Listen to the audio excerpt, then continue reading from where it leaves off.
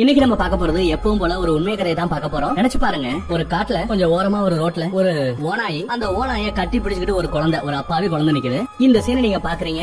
பார்த்து ஒரு செகண்ட் நீங்க எப்படி நீங்க கெஸ் பண்ணி பாருங்க. அடுத்து நீங்க எப்படி ரியாக்ட் பண்ணுவீங்க? ஓனாய கட்டி பிடிச்சிட்டு இருக்கிற அந்த குழந்தைக்கு என்ன பிரச்சனை இருக்க போதோ, அதுக்கப்புறம் என்ன ஆக போதோ அப்படின்னு நம்ம துடிப்போம் பாத்தீங்களா?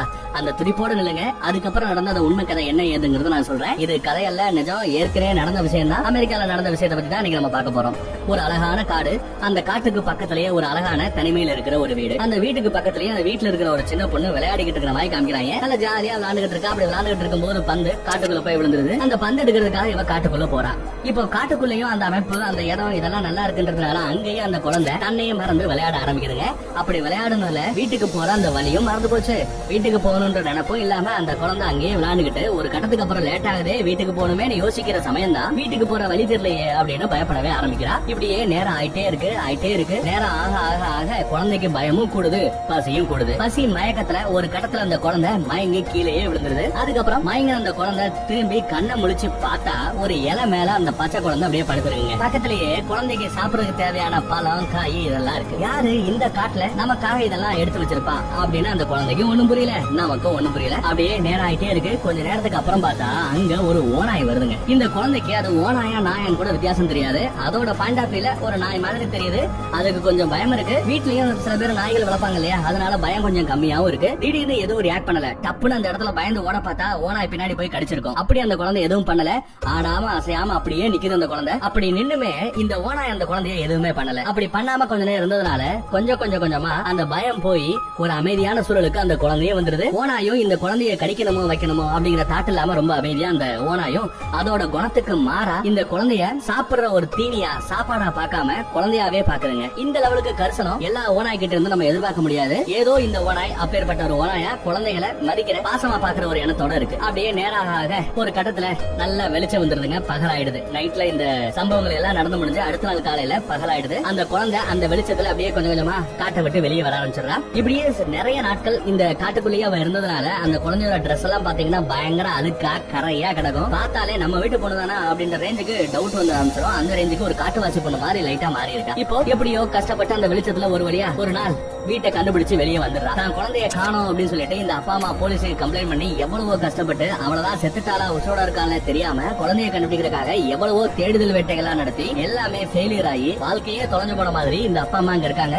அப்ப திடீர்னு அந்த குழந்தைய எதிர்பார்க்காம அவளே வீட்டுக்கு வந்ததை பார்த்து அப்படியே ஆச்சரியத்தோட போறாங்க. கட்டி பிடிச்சு இந்த அப்பா அம்மா குழந்தைய கட்டி பிடிச்சு அழுட்டு இருக்காங்க. அதுக்கப்புறம் தான் இந்த குழந்தை வந்து காட்டுல நடந்த அந்த விஷயம் எல்லாம் அந்த ஓனாயி தன்னை கொல்லாம சாப்பிடாம தனக்கு தேவையான சாப்பாடெல்லாம் எடுத்து வந்து என்ன கொடுத்து என்ன நல்லபடியா பாத்துக்கிச்சு அப்படிங்கிற மேட்டர் எல்லாம் இந்த பொண்ணு தன்னோட அப்பா அம்மா கிட்ட சொல்றா. அவங்க அதை நம்புற மாதிரி தெரியல. ஆனா அதற்கு அடுத்தடுத்த நாட்கள்ல பாத்தீங்கன்னா அந்த காட்டுக்குள்ள இருந்த அந்த ஓனாயி இந்த குழந்தைய பாக்கிறதுக்காக காட்டை விட்டு இந்த வீட்டு பக்கம் வர ஆரம்பிச்சது. ஒரு நாள் வருது, 2 நாள் வருது, 3 நாள் வருது. அதுக்கப்புறம் டெய்லி வர ஆரம்பிச்சதை பார்த்ததுக்கு அப்புறம் தான் இந்த பொண்ணு சொன்னது உண்மையா இருக்குமோ அப்படின்னு கூட இந்த வீட்டுல இருக்கிறவங்க யோசிக்கவே ஆரம்பிச்சிருக்காங்க. இப்படி நல்லபடியா போயிட்டு இருக்கு. ஓனாய் இந்த குழந்தைய பாக்குறதும் இந்த குழந்தை இந்த ஓனாய பாக்குறதும் ஏதோ ஒரு ரிலேஷன்ஷிப்ல இவங்க போயிட்டு இருக்கிற மாதிரி தெரியுதுங்க. அப்பதான் திடீர்னு இந்த கதையில ஒரு ட்விஸ்ட். உண்மையிலே நடந்தது என்ன நடந்திருக்குன்னா, இந்த காட்டுக்குள்ள வன விலங்குகளோட சேட்டைகள் அதிகமா இருக்கு, தொந்தரவுகள் அதிகமா இருக்குன்னு லோக்கல்ல இருக்கிற ஊர் மக்கள் கம்ப்ளைண்ட் பண்ணதுனால வன காவலர்கள் அந்த ஏரியா பக்கம் வராங்க. அடிக்கடி ஊருக்குள்ள வர வன விலங்குகளை வேட்டையாட போறதாவும் சொல்றாங்க.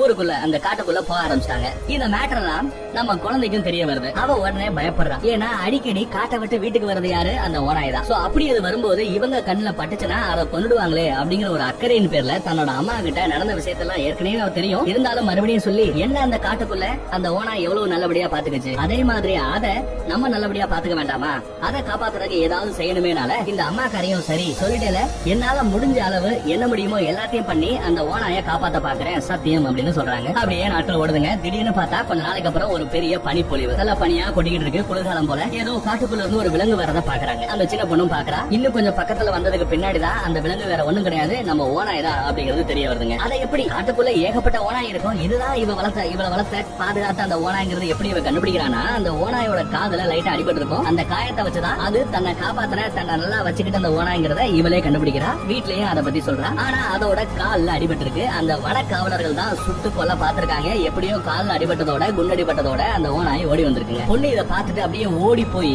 அந்த ஓனாய கட்டி பிடிக்கிறா. இந்த சின்ன பொண்ணுக்கு பின்னாடியே அவளோட அம்மாவும் வந்துகிட்டு இருக்காங்க. அந்த ஓனாயோட கால்ல அடிபட்டதுல ரத்தம் நிறைய கொட்டுறத பார்த்து ஒரு செகண்ட் அந்த சின்ன பொண்ணு மயங்கியே விழுந்துறாங்க. மயங்கி விழுந்து அந்த குழந்தைய தூக்கிட்டு ஹாஸ்பிட்டலுக்கு இந்த அம்மாக்காரி ஓடுறா. அங்க போய் பார்த்தா இந்த இந்த குழந்தைக்கு அந்த பிரச்சனை மட்டும் இல்ல, கிட்னி ப்ராப்ளமும் இருக்கா. அந்த ப்ராப்ளத்தை சால்வ் பண்ணதுக்கு அப்புறம் தான் ஹாஸ்பிடல்ல இருந்து விடுவோம் சொல்ல ஒரு வாரம் அந்த ஹாஸ்பிடலே இருந்து ட்ரீட்மெண்ட் பார்க்க வேண்டிய ஒரு நிலைமை. இப்ப இந்த பொண்ணுக்கு என்னன்னா, தன்னோட கவலையை விட தன்னோட நிலைமையை விட அந்த ஓநாய்க்கு என்னாச்சோ ஏதாச்சோ, வீட்டுல இருக்கிறவங்க அந்த ஓநாயை காப்பாத்தினாங்களா இல்ல அடிச்சு வரட்டாங்களா அப்படின்னு ஒரு பயத்திலேயே வராங்க. ஓநாய்க்கு என்னாச்சுன்னு வந்ததுமே கேக்குற முதல் கேள்வி இதுதான். அதுக்கு இந்த அம்மாக்காரி ஒண்ணு இல்ல, அதுக்கு தேவையான ஃபர்ஸ்ட் எய்ட் உதவி, முதலுதவி உதவிகள் எல்லாமே பண்ணிட்டோம். கால்ல அடிபட்டு இருந்த அந்த துப்பாக்கி தோட்டா போயிருக்கும் பாத்தீங்களா, அந்த தோட்டா உட்பட எல்லாத்தையுமே எடுத்துட்டோம். ஓரளவு நல்ல குணமான நிலைமையில அந்த ஓநாய் மறுபடியும் காட்டுக்குள்ள போனதா இந்த அம்மாக்காரி சொல்றாங்க. இதை இந்த சின்ன பொண்ணு நம்புறா. அப்படியே சில நாட்கள் ஓடுது. அப்புறம் அந்த ஓநாய்க்கு தேவையான சில சாப்பிடுற ஐட்டங்கள் எல்லாத்தையுமே இவ அப்பப்ப அந்த வீட்டுக்கு எதுக்க வச்சுட்டு, அந்த ஓநாய் இன்னைக்கு வருமா நாளைக்கு வருமா அப்படின்னு ஆவலா எதிர்நோக்கி காத்துக்கிட்டே இருக்கா. அப்புறம் ஒரு நாள் அந்த ஓநாயை பாக்கணுமே சொல்லிட்டு இவளே காட்டுக்குள்ள போக ஆரம்பிச்சிடறா. காட்டுக்குள்ள அந்த ஒரு இலவேல நம்ம குழந்தைய உட்கார வச்சு சாப்பாடெல்லாம் போட்டது பாத்தீங்களா, அந்த இடத்தையே கண்டுபிடிச்சு போறா. அங்க போய் பார்த்தா ரொம்ப சர்ப்ரைசிங்கா அங்க 4 குட்டி ஓநாய்கள் இருக்கு. இவ்வளவு நேரம் நம்ம பாத்துக்கிட்டு இருந்த அந்த ஓநாய் ஆக்சுவலா ஒரு கர்ப்பிணி ஓநாய். அது கர்ப்பமா இருந்ததுனாலதான் இந்த சின்ன பொண்ண ஒரு இறையா பார்க்காம, சாப்பிடுற ஒரு தீனியா பார்க்காம அத ஒரு குழந்தையா பாத்துருக்கு. இந்த மாதிரியான ஒரு நினைப்பு கர்ப்பிணியா இருக்கிற எந்த ஒரு உயிரினத்துக்கும் வரும் அப்படிங்கறத இந்த உண்மை சம்பவத்தின் மூலம் நம்ம புரிஞ்சுக்கலாம். அது கர்ப்பிணியா இருந்ததுனாலதான் தன்னோட 4 குட்டிகள் வயித்துல இருக்கிற மாதிரியே இந்த பொண்ணை வெளியே தான் குழந்தை மாதிரி அதை பாத்துக்கிச்சு. இப்ப அதுக்கும் நல்லபடியா 4 குட்டிகள் பிறந்திருக்கு. அதுகளோட ஜாலியா இந்த பொண்ணு விளையாட ஆரம்பிச்சிட்டா. இவ்வளவு நாளா வீட்டுக்குள்ள விளையாண்டுட்டு இருந்தவ இப்ப வலியும் நல்லா தெரிய ஆரம்பிச்சதுனால காட்டுக்குள்ள வந்து இந்த ஓநாயோடையும் சரி, இந்த ஓநாயோட குட்டிகளையும் சரி நல்லா ஜாலியா விளையாண்டுட்டு இருக்கிற மாதிரி காமிச்சு இந்த கதையை இந்த இடத்துல முடிக்கிறோம். நம்ம டெய்லி பாக்குற மூவி கதை இல்லங்க, இது உண்மையிலேயே அமெரிக்காவில நடந்த கதை. சந்தேகப்படுறவங்க தாராளமா யூடியூப்ல போயோ இல்ல கூகுள்ல போயோ சர்ச் பண்ணி இந்த கதையை பத்தி தெரிஞ்சுக்கலாம். இதே மாதிரி உண்மை கதையில அடுத்தடுத்து நம்ம டெய்லி பார்ப்போம். தேங்க்யூ.